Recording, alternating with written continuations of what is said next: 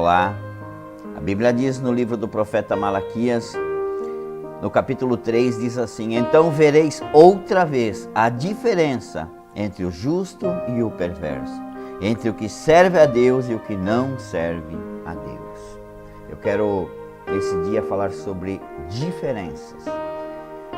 Toda a Bíblia Sagrada nos dá ensinamento dos caminhos retos que devemos seguir a Deus. Toda a Bíblia nos ensina, tem um ensinamento de que nós temos escolhas entre servir a Deus ou servir ao mundo, entre escolher os mandamentos de Deus e escolher os nossos próprios mandamentos ou seguir o nosso coração. Mas o texto aqui fala que tem uma diferença.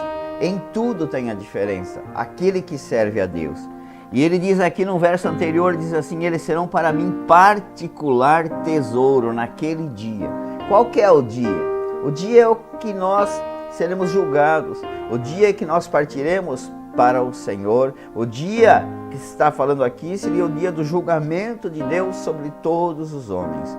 Porque muitas vezes a maioria das pessoas vivem como se não houvesse morte, como se não houvesse amanhã.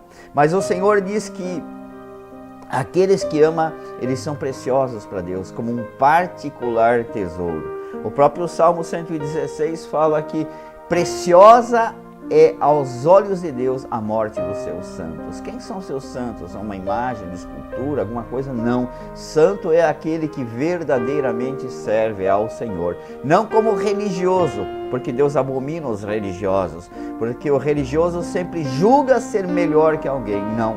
Aquele que é um servo de Deus, ele se coloca como irmão, se coloca como uma pessoa humilde, porque Deus se agrada dos humildes. Sirva a Deus verdadeiramente.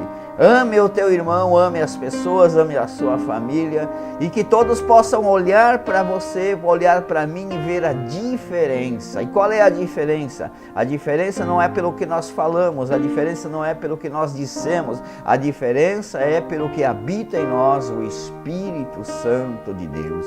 Então eu quero dizer para você nesse dia: seja diferença nas vidas das pessoas, seja diferença na sua casa, na sua família, seja diferença na escola onde você estuda, seja diferença no seu trabalho, seja diferença no trânsito. Mostre que habita dentro de você o Espírito de Deus. E então, quando você completar a sua carreira, completar o seu chamado, então o Senhor vai te recolher como uma joia preciosa. Tenho feito muitos enterros, tenho acompanhado muitas pessoas partem, e eu vejo a diferença entre quem serve a Deus e quem não serve. Esse é o momento das gotas preciosas de Deus. Faça a diferença, viva fazendo diferença na vida das pessoas.